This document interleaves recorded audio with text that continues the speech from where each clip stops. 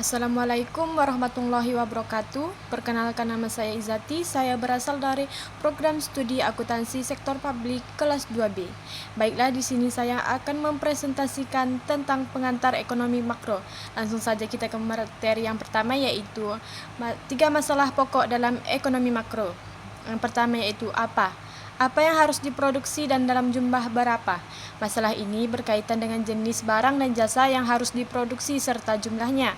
Setiap negara atau perusahaan harus menentukan apa yang akan mereka hasilkan berdasarkan kebutuhan dan keinginan masyarakat.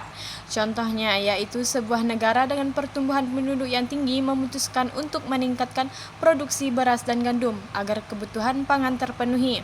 Yang kedua yaitu bagaimana sumber daya ekonomi yang tersedia harus digunakan untuk memproduksi. Masalah ini berhubungan dengan metode produksi, teknologi yang digunakan, serta efisiensi dalam memanfaatkan sumber daya yang tersedia. Keputusan ini menentukan apakah suatu barang diproduksi secara manual atau menggunakan mesin, serta apakah bahan baku lokal atau impor yang akan digunakan. Contohnya yaitu, seorang petani memilih metode pertanian organik daripada menggunakan produk pupuk kimia untuk mempertahankan kesuburan tanah dalam jangka panjang. Yang ketiga yaitu untuk siapa barang dan jasa tersebut diproduksi. Masalah ini berkaitan dengan distribusi barang dan jasa, yaitu siapa yang akan menerima atau membeli produk yang diproduksi. Distribusi bisa ditentukan oleh mekanisme pasar, kebijakan pemerintah, atau sistem ekonomi yang dianut suatu negara. Contohnya yaitu pemerintah memberikan subsidi BBM untuk masyarakat berpenghasilan rendah agar mereka tetap bisa mengakses bahan bakar dengan harga terjangkau. Selanjutnya adalah masalah dalam ekonomi makro.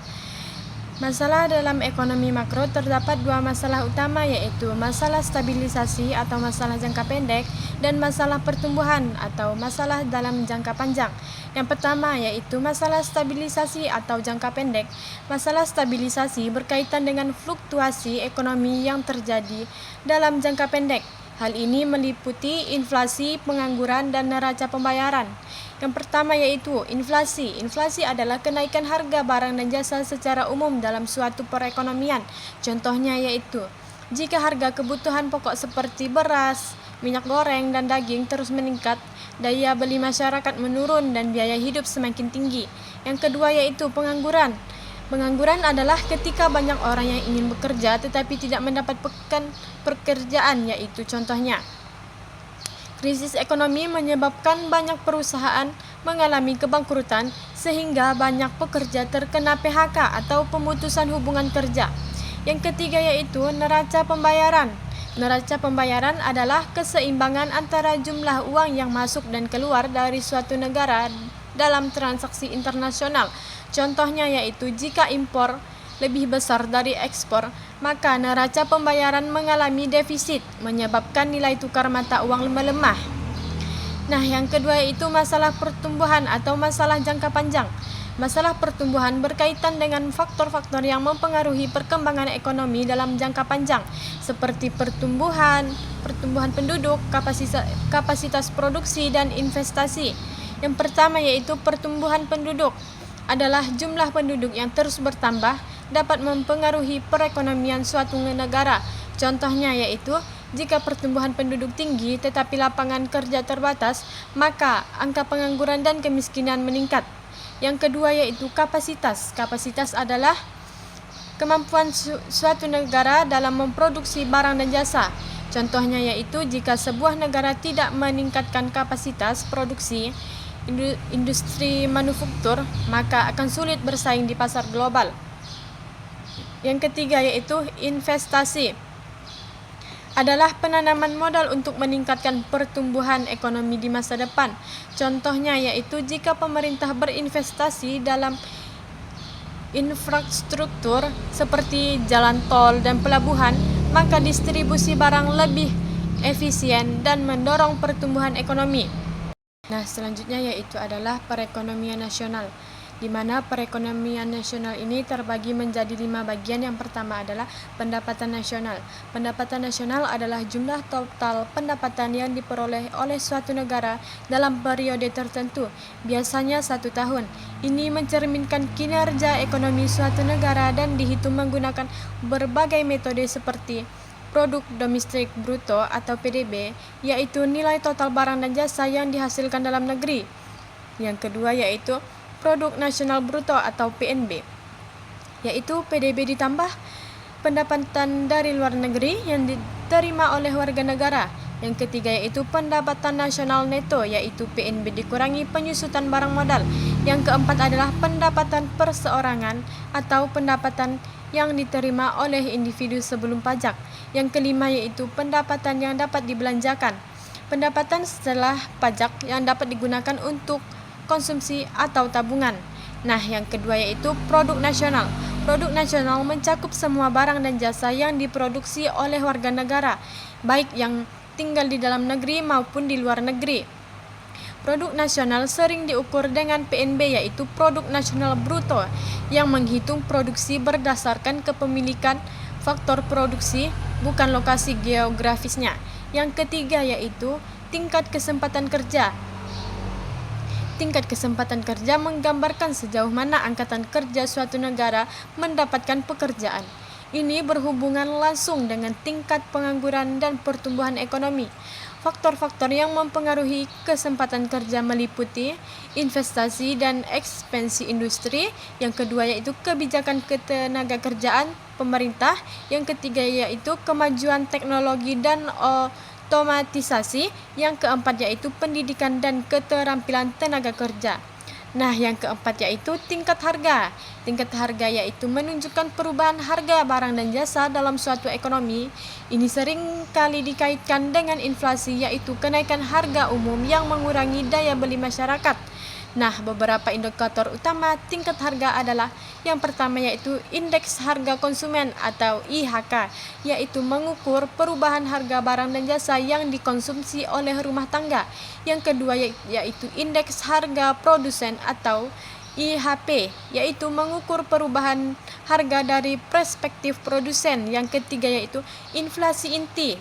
Inflasi inti yaitu inflasi yang tidak memperhitungkan harga barang-barang yang sangat fluktuatif seperti makanan dan energi.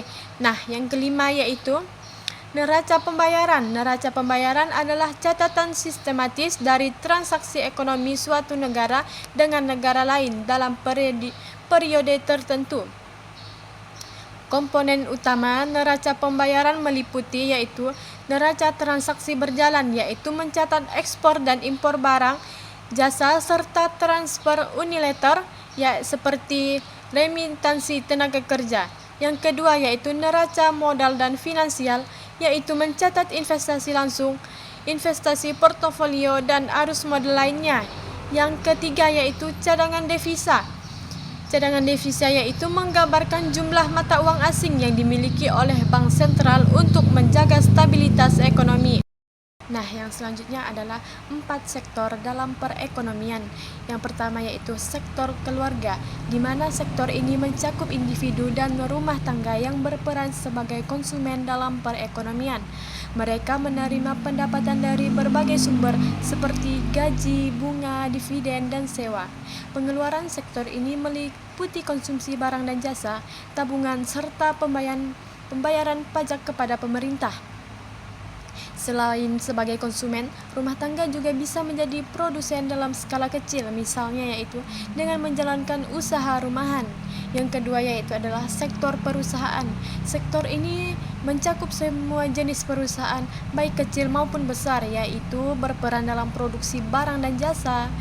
Perusahaan memperoleh pendapatan dari penjualan produk dan jasa yang mereka hasilkan. Mereka menggunakan sumber daya, tenaga kerja, modal, dan bahan baku untuk menghasilkan barang dan jasa yang dibutuhkan masyarakat. Selain itu, sektor ini juga membayar pajak kepada pemerintah dan melakukan investasi untuk pertumbuhan ekonomi. Yang ketiga yaitu adalah sektor pemerintah. Sektor ini adalah pemerintah bertindak sebagai regulator, produsen, dan konsumen dalam perekonomian. Tugas utamanya adalah mengatur perekonomian melalui kebijakan fiskal atau pajak dalam pengeluaran, serta kebijakan moneter atau pengendalian uang beredar dan suku bunga.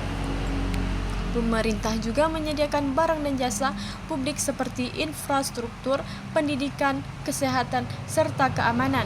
Selain itu, pemerintah mengumpulkan pajak dari sektor rumah tangga dan perusahaan untuk membiayai pengeluarannya. Sektor yang keempat yaitu sektor perdagangan luar negeri. Sektor ini mencakup transaksi ekonomi antar suatu negara dengan negara lain, termasuk ekspor dan impor barang dan jasa. Ekspor adalah penjualan barang atau jasa ke luar negeri yang dapat meningkatkan pendapatan negara. Impor adalah pembelian barang atau jasa dari luar negeri yang bisa mencakup kebutuhan domestik yang tidak dapat diproduksi secara efisien di dalam negeri. Neraca perdagangan dan nilai tukar mata uang sangat berpengaruh terhadap sektor ini, sehingga kebijakan perdagangan dan hubungan diplomasi antar negara juga berperan penting. Nah, keempat sektor ini berinteraksi membentuk suatu sistem ekonomi yang dinamis. Nah, selanjutnya yaitu adalah diagram alur pasar untuk barang hasil produksi dan faktor produksi dalam suatu sistem ekonomi. Nah, yang pertama yaitu pasar untuk barang hasil produksi. Di bagian atas diagram terdapat aliran barang dan jasa hasil produksi. Barang hasil produksi seperti ikan kaleng, pindang, ikan beku, dan ikan atau udang. Permintaan berasal dari konsumen barang yaitu rumah tangga dan pemilik atau penjual faktor produksi. Penawaran ini dilakukan oleh produsen barang yang memproduksi ikan dan produk turunannya. Harga barang ditentukan berdasarkan keseimbangan antara permintaan dan penawaran. Yang bagian kedua yaitu pasar untuk faktor produksi, di mana di bagian bawah diagram ini terdapat aliran faktor produksi. Faktor produksi terdiri dari tenaga kerja, lahan, dan modal. Permintaan terhadap faktor produksi berasal dari produsen barang yang membutuhkan tenaga kerja, lahan, dan modal untuk menjalankan produksi. Penawaran faktor produksi berasal dari rumah tangga dan pemilik faktor produksi. Harga faktor produksi ditentukan oleh mekanisme pasar dalam bentuk upah, sewa, dan bentuk pembayaran lainnya. Konsep ekonomi yang ditampilkan yaitu diagram ini menunjukkan konsep dari sirkulasi ekonomi, di mana terdapat hubungan timbal balik antara yang pertama yaitu pasar barang. Pasar barang yaitu adalah konsumen membeli barang hasil produksi. Yang kedua yaitu pasar faktor produksi, di mana yaitu rumah tangga menyediakan tenaga kerja, lahan, dan modal untuk produsen. Yang ketiga yaitu mekanisme harga, di mana harga barang dan harga faktor produksi ditentukan oleh interaksi antara permintaan dan penawaran. Nah, selanjutnya yaitu adalah 5 pelaku makro. Yang pertama yaitu rumah tangga. Rumah tangga merupakan unit ekonomi yang berperan sebagai konsumen barang dan jasa. Mereka juga menyediakan faktor produksi seperti tenaga kerja, modal, dan tanah yang digunakan oleh produsen untuk menghasilkan barang dan jasa. Dalam ekonomi makro, rumah tangga memiliki peran penting dalam menentukan tingkat konsumsi, tabungan, dan investasi dalam perekonomian. Yang kedua yaitu adalah produsen. Produsen adalah pihak yang memproduksi barang dan jasa untuk memenuhi kebutuhan rumah tangga, pemerintah, dan negara lain. Mereka dapat berupa perusahaan swasta atau badan usaha milik negara. Produsen juga bertanggung jawab atas investasi dan produksi, inovasi teknologi, serta penciptaan lapangan kerja. Yang ketiga yaitu adalah pemerintah. Pemerintah memiliki peran dalam mengatur, mengawasi, dan mengendalikan kegiatan ekonomi melalui kebijakan fiskal atau pajak dan pengeluaran negara, serta kebijakan moneter atau pengaturan uang beredar dan suku bunga. Pemerintah juga menyediakan barang dan jasa publik seperti infrastruktur, pendidikan, dan kesehatan. Yang keempat yaitu adalah lembaga keuangan. Lembaga keuangan seperti bank, asuransi, dan pasar modal berperan sebagai perantara antara unit yang memiliki kelebihan dana atau penabung dengan unit yang membutuhkan dana atau investor atau peminjam. Mereka membantu mengalokasikan sumber daya ke sektor produktif serta menjaga stabilitas sistem keuangan dan perekonomian. Yang kelima yaitu adalah negara lain. Negara lain ini berperan dalam ekonomi makro melalui perdagangan internasional, investasi asing, dan hubungan. Oke, yang selanjutnya adalah peran rumah tangga dalam perekonomian. Peran rumah tangga dalam perekonomian adalah rumah tangga merupakan individu atau kelompok yang tinggal bersama dalam satu tempat tinggal dan melakukan aktivitas ekonomi. Dalam satu sistem ekonomi, rumah tangga memiliki 3 peran utama. Yang pertama yaitu sebagai konsumen barang dan jasa. Rumah tangga membeli dan menggunakan berbagai barang dan jasa yang diproduksi oleh perusahaan atau produsen. Kebutuhan ini mencakup kebutuhan primer seperti makanan, pakaian, dan tempat tinggal, serta kebutuhan sekunder dan tersier seperti hiburan dan transportasi. Contoh, keluarga membeli beras, minyak goreng, dan sayuran di pasar untuk konsumsi sehari-hari. Yang kedua yaitu sebagai penyedia faktor produksi, di mana rumah tangga menyediakan sumber daya produksi berupa tenaga kerja, modal, tanah, dan keahlian yang dibutuhkan oleh produsen untuk menghasilkan barang dan jasa. Contohnya yaitu petani menyewakan lahannya kepada perusahaan untuk ditanami tebu. Yang ketiga yaitu sebagai penerima pendapatan dari produsen. Karena telah menyediakan faktor produksi, rumah tangga menerima imbalan dari produsen. Pendapatan ini bisa berupa upah atau gaji untuk tenaga kerja yang bekerja di perusahaan. Yang kedua yaitu sewa untuk penggunaan lahan atau properti oleh pihak lain. Yang ketiga yaitu bunga dari simpanan atau investasi di bank dan lembaga keuangan. Yang keempat yaitu dividen dari kepemilikan saham di suatu perusahaan. Contohnya yaitu karyawan menerima gaji setiap bulan dari tempatnya bekerja. Nah, yang selanjutnya yaitu adalah produsen. Produsen adalah individu untuk perusahaan yang menghasilkan barang dan jasa untuk dijual kepada konsumen. Mereka berperan dalam mengubah faktor produksi seperti tenaga kerja, modal, dan bahan baku menjadi produk yang memiliki nilai ekonomi. Peran produsen yaitu adalah yang pertama menghasilkan barang dan jasa. Produsen menciptakan berbagai produk yang dibutuhkan masyarakat, baik berupa barang seperti pakaian, makanan, dan kendaraan, maupun jasa seperti pendidikan, kesehatan, dan transportasi. Contohnya yaitu sebuah perusahaan otomotif seperti Toyota memproduksi mobil yang kemudian dijual ke konsumen. Yang kedua yaitu membutuhkan faktor produksi dari rumah tangga. Produsen tidak bisa bekerja sendiri, mereka membutuhkan faktor produksi dari rumah tangga seperti tenaga kerja, modal, tanah, dan kewirausahaan. Contohnya yaitu sebuah restoran membutuhkan tenaga kerja seperti koki pelayan, bahan baku sayur seperti sayur, daging, dan bumbu, serta modal uang untuk operasional. Yang ketiga yaitu adalah menentukan harga barang berdasarkan biaya produksi dan permintaan pasar. Harga suatu produksi ditentukan oleh biaya yang dikeluarkan dalam proses produksi serta permintaan pasar terhadap produk tersebut. Contoh, jika biaya produksi 1 unit sepatu adalah 100.000 dan permintaan pasar tinggi, produsen bisa menjualnya seharga 200.000 untuk mendapatkan keuntungan. Jika permintaan menurun, produsen mungkin akan menurunkan harga tetap laku. Nah, yang selanjutnya yaitu adalah peran pemerintah dalam perekonomian. Yang pertama yaitu mengatur perekonomian dengan kebijakan fiskal dan moneter. Kebijakan fiskal adalah langkah-langkah yang diambil dari pemerintah terkait pendapatan pajak dan pengeluaran negara untuk mengendalikan ekonomi. Contohnya yaitu pemerintah menaikkan pajak barang mewah untuk mengurangi konsumsi barang tidak esensial. Nah, selanjutnya adalah Peran pemerintah dalam perekonomian yang pertama adalah mengatur perekonomian dengan kebijakan fiskal dan moneter. Kebijakan fiskal adalah langkah-langkah yang diambil pemerintah terkait pendapatan atau pajak dan pengeluaran negara untuk mengendalikan ekonomi.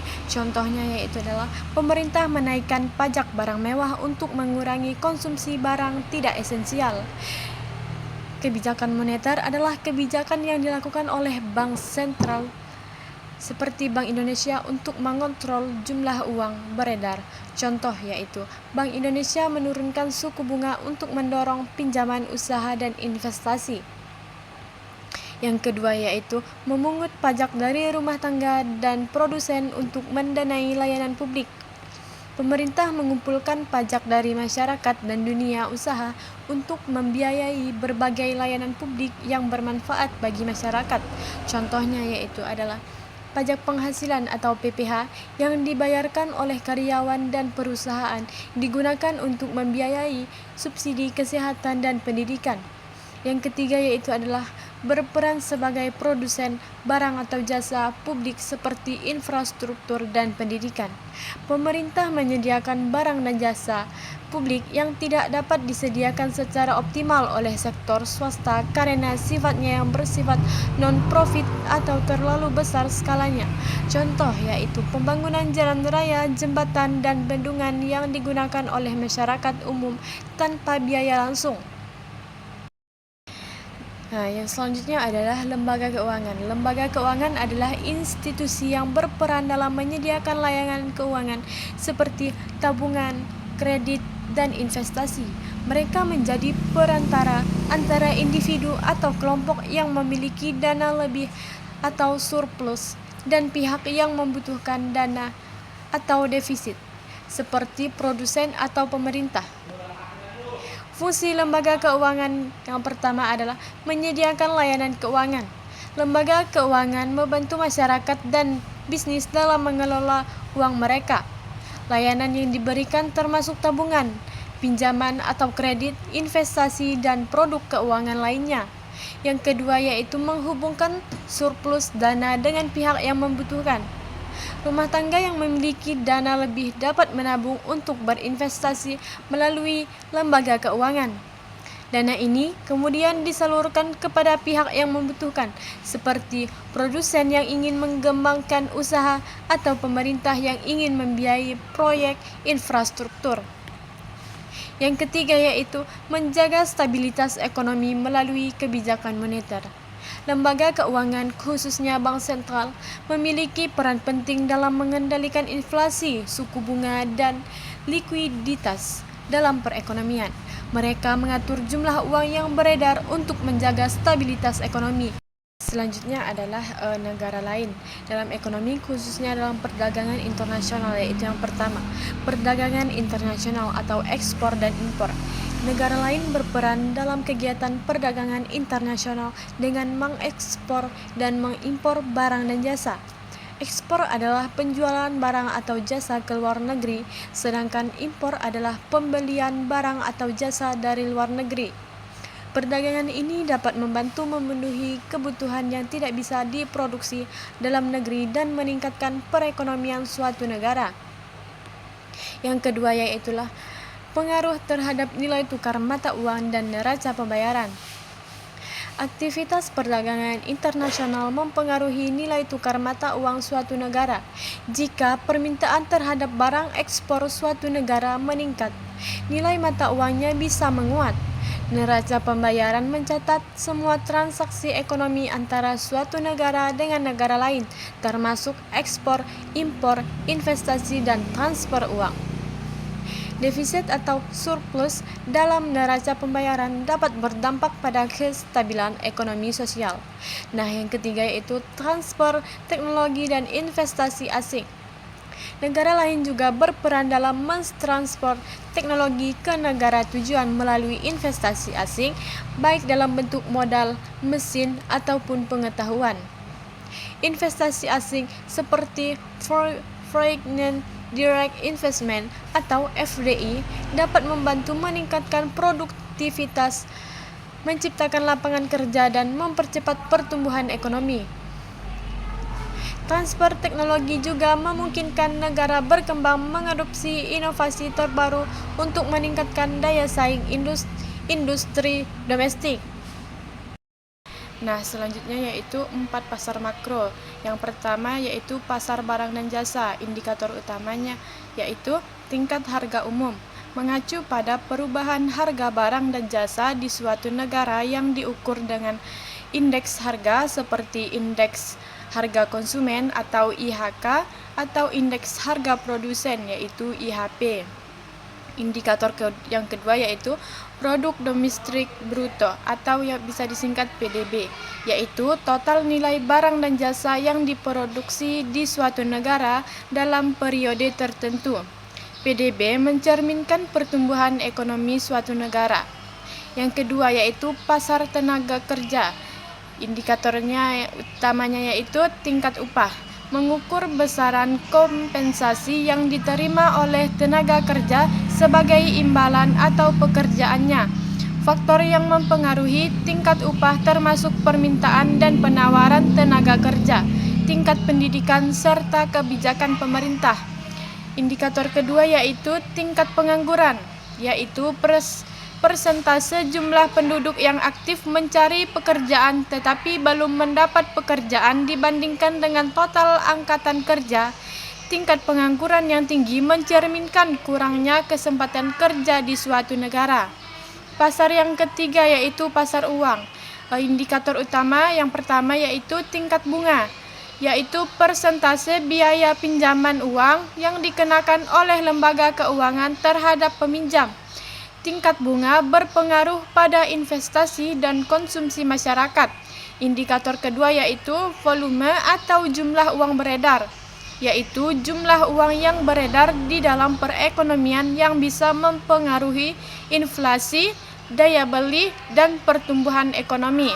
Yang keempat yaitu pasar luar negeri. Indikator utama yang pertama yaitu neraca perdagangan. Selisih antara nilai ekspor dan impor suatu negara dalam periode tertentu. Jika ekspor lebih besar dari impor, maka terjadi surplus. Sebaliknya, jika impor lebih besar dari ekspor, terjadi defisit. Indikator yang kedua yaitu kurs tukar, yaitu nilai tukar mata uang suatu negara terhadap mata uang asing yang mempengaruhi daya saing ekspor dan impor. Indikator yang ketiga yaitu cadangan devisa atau simpanan mata uang asing dan aset lainnya yang dimiliki oleh bank sentral suatu negara untuk intervensi pasar valuta asing dan menjaga stabilitas ekonomi. Nah, yang selanjutnya yaitu adalah pendapatan nasional. Pendapatan nasional didefinisikan sebagai jumlah pendapatan yang diterima oleh seluruh rumah tangga dalam suatu negara dari penyerahan faktor-faktor produksi dalam suatu periode tertentu, biasanya 1 tahun. Yang kedua yaitu indikator pembangunan. Pendapatan nasional digunakan untuk mengukur laju pembangunan dan tingkat kesejahteraan suatu negara dari waktu ke waktu. Yang ketiga yaitu menentukan arah dari struktur ekonomi. Data ini penting untuk memahami tujuan dan struktur ekonomi suatu negara, membantu dalam perencanaan kebijakan ekonomi yang lebih baik. Yang keempat yaitu produk domestik bruto atau bisa disingkat PDB. Sebagai indikator utama, PDB baik berdasarkan harga berlaku maupun harga konstan menjadi salah satu indikator utama dalam menilai kondisi ekonomi suatu negara pada periode tertentu. Dari sudut pandang ekonomi, pendapatan nasional sangat penting karena mencerminkan tingkat produksi dan kesejahteraan suatu negara. Data ini digunakan oleh pemerintah dan lembaga ekonomi untuk menyusun kebijakan fiskal, moneter, dan pembangunan jangka panjang. Nah, yang selanjutnya yaitu adalah tiga pendekatan pendapatan nasional. Yang pertama yaitu pendekatan produksi, yaitu menghitung pendapatan nasional berdasarkan nilai total produksi barang dan jasa dalam suatu negara dan berfokus pada nilai tambah dari setiap sektor ekonomi. Yang kedua yaitu pendekatan pendapatan, yaitu menghitung pendapatan nasional berdasarkan jumlah pendapatan yang diterima oleh faktor-faktor produksi seperti gaji, sewa, bunga, dan laba, dan menunjukkan bagaimana pendapatan distribusikan dalam perekonomian. Yang ketiga yaitu pendekatan pengeluaran. Pendekatan pengeluaran yaitu adalah menghitung pendapatan nasional berdasarkan total pengeluaran yang dilakukan oleh rumah tangga, pemerintah, investasi, dan ekspor impor, dan berfokus pada bagaimana pendapatan digunakan dalam perekonomian. Nah, yang selanjutnya yaitu adalah pendekatan produksi. 9 usaha sektor yaitu yang pertama, pertanian, peternakan, kehutanan, dan perikanan, meliputi kegiatan cocok tanam, beternak, perhutanan, dan perikanan sebagai sumber bahan pangan dan industri. Yang kedua yaitu pertambangan dan penggalian. Sektor ini mencakup eksploitasi sumber daya alam seperti batu bara, minyak bumi, gas alam, mineral, dan bahan galian lainnya. Yang ketiga yaitu industri pengolahan. Industri pengolahan berhubungan dengan produksi barang melalui proses manufaktur seperti tekstil, makanan, elektronik, otomotif, dan lainnya. Yang keempat yaitu listrik, gas, dan air bersih berkaitan dengan penyediaan energi listrik, distribusi gas, dan pengelolaan air bersih untuk kebutuhan industri dan rumah tangga. Yang kelima, konstruksi, yaitu melibatkan pembangunan infrastruktur seperti rumah, jalan, jembatan, dan proyek teknik sipil lainnya.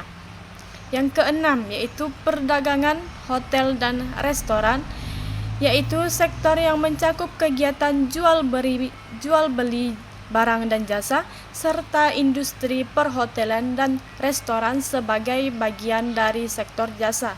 Yang ketujuh yaitu pengangkutan dan komunikasi, yaitu berkaitan dengan transportasi darat, laut, dan udara, serta layanan komunikasi seperti telekomunikasi dan pos.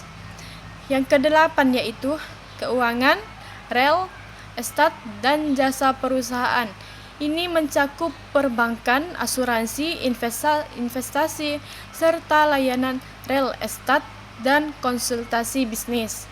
Yang kesembilan yaitu jasa-jasa atau termasuk jasa pelayanan pemerintah, berisi berbagai layanan yang diberikan oleh pemerintah dan sektor swasta seperti pendidikan, kesehatan, administrasi publik, dan lainnya. Nah, dari 9 sektor usaha ini, setiap sektor ini masih bisa dibagi lagi menjadi subsektor yang lebih spesifik sesuai dengan jenis kegiatannya. Nah, lanjut yaitu selanjutnya pendekatan pendapatan. Di sini pendekatan pendapatan ada 3, yaitu metode perhitungan atau PDB. Yang pertama, metode perhitungan PDB yang menjumlahkan seluruh pendapatan yang diterima faktor-faktor produksi dalam suatu negara dalam periode tertentu. Yang kedua yaitu balas jasa faktor produksi, yaitu penghasilan yang diperoleh dari berbagai faktor produksi seperti upah atau gaji bagi tenaga kerja, sewa tanah bagi pemilik lahan, bunga modal bagi pemilik dana, serta keuntungan bagi pengusaha. Semua dihitung sebelum pajak. Nah, yang ketiga yaitu PDB. PDB ini mencakup penyusutan dan pajak tidak langsung atau neto. Yaitu dalam pendekatan ini PDB juga mencakup biaya depresiasi atau penyusutan aset, serta pajak tidak langsung yang sudah dikurangi subsidi. Nah, yang selanjutnya itu adalah pendekatan pengeluaran. Semua komponen permintaan akhir yang terdiri dari yang pertama yaitu pengeluaran konsumsi rumah tangga dan lembaga swasta nirlaba. Nah, ini mencakup semua belanja yang dilakukan oleh individu dan organisasi nirlaba untuk barang dan jasa seperti makanan, pakaian, dan layanan kesehatan.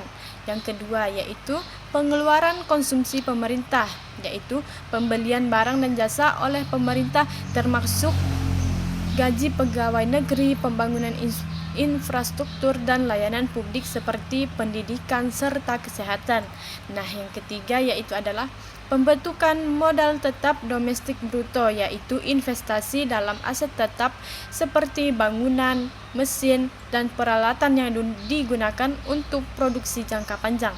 Yang keempat yaitu perubahan inventory, yaitu perubahan dalam stok barang yang dimiliki perusahaan, baik berupa bahan baku, barang setengah jadi, maupun barang jadi yang belum terjual. Yang kelima yaitu ekspor neto atau ekspor dikurangi impor, yaitu selisih antara nilai ekspor atau barang dan jasa yang dijual ke luar negeri dengan impor, yaitu barang dan jasa yang dibeli dari luar negeri. Jika ekspor lebih besar dari impor, maka kontribusinya positif terhadap PDB. Yang selanjutnya itu adalah pendekatan pengeluaran. Pendekatan pengeluaran menghitung PDB berdasarkan total pengeluaran yang dilakukan oleh berbagai sektor ekonomi dalam suatu negara.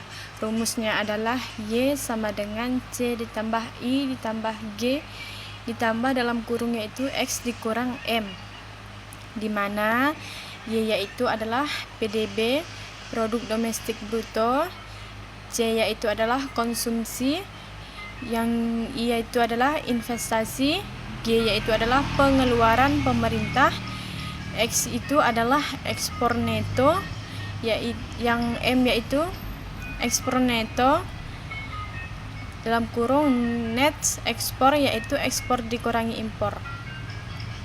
Nah, yang pertama yaitu adalah sektor rumah tangga.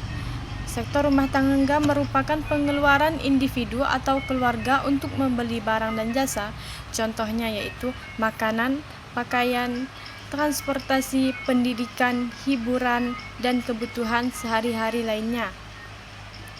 Yang kedua yaitu adalah sektor perusahaan atau swasta, yaitu investasi oleh perusahaan untuk meningkatkan produksi di masa depan. Contohnya yaitu pembelian peralatan, pembangunan pabrik, ekspansi usaha, serta peningkatan modal lainnya. Yang ketiga yaitu adalah sektor pemerintah. Sektor pemerintah yaitu adalah pengeluaran pemerintah untuk layanan publik dan infrastruktur. Contohnya yaitu pembangunan jalan, sekolah, rumah sakit, pembayaran gaji pegawai negeri, dan berbagai program sosial. Yang keempat yaitu sektor perdagangan luar negeri, yaitu selisih antara ekspor atau barang dan jasa yang dijual ke luar negeri dan impor barang dan jasa yang dibeli dari luar negeri. Jika ekspor lebih besar dari impor, maka memberikan kontribusi positif terhadap PDB. Sebaliknya, jika impor lebih besar dari ekspor, maka mengurangi nilai PDB. Metode ini digunakan untuk mengukur total aktivitas ekonomi dalam suatu negara berdasarkan pengeluaran yang dilakukan oleh berbagai pihak. Yang selanjutnya yaitu adalah indikator ekonomi turunan PDB. Yang pertama yaitu produk nasional bruto, yaitu mengukur total output ekonomi suatu negara dengan menambahkan pendapatan neto dari luar negeri ke dalam PDB. Ini mencerminkan pendapatan yang dihasilkan oleh warga negara, baik di dalam maupun luar negeri. Yang kedua yaitu produk nasional neto atau NNP atas harga pasar, yaitu menghitung nilai ekonomi setelah mengurangi penyusutan atau depresiasi barang modal tetap yang digunakan dalam produksi selama 1 tahun. Ini menunjukkan nilai bersih produksi setelah memperhitungkan keausan aset. Yang ketiga yaitu produk nasional neto atau NPP atas biaya faktor produksi. Nah, ini sama dengan NPP atas harga pasar tetapi dikurangi pajak tidak langsung neto.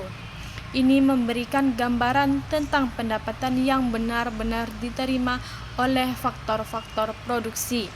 Yang keempat yaitu angka-angka per kapita, yaitu mengukur indikator ekonomi dengan membagi nilai totalnya dengan jumlah penduduk pertengahan tahun sehingga mencerminkan tingkat kesejahteraan rata-rata per individu. Yang selanjutnya yaitu adalah manfaat perhitungan pendapatan nasional. Yang pertama yaitu mengetahui struktur ekonomi, yaitu memahami sektor mana yang dominan dalam perekonomian seperti industri, pertanian, atau jasa. Yang kedua yaitu mengetahui perkembangan ekonomi, yaitu melihat pertumbuhan ekonomi dari waktu ke waktu apakah mengalami peningkatan atau penurunan. Yang ketiga yaitu membandingkan perekonomian antar wilayah atau negara atau daerah. Nah, yaitu menilai perbedaan tingkat kesejahteraan dan produktivitas antar wilayah atau negara. Yang keempat yaitu dasar pengambilan kebijakan, yaitu digunakan oleh pemerintah untuk merancang kebijakan ekonomi seperti pajak, investasi, dan pembangunan infrastruktur. Nah, yang selanjutnya yaitu adalah manfaat perhitungan pendapatan nasional. Yang pertama yaitu mengetahui struktur ekonomi, yaitu memahami sektor mana yang dominan dalam perekonomian seperti industri, pertanian, dan jasa.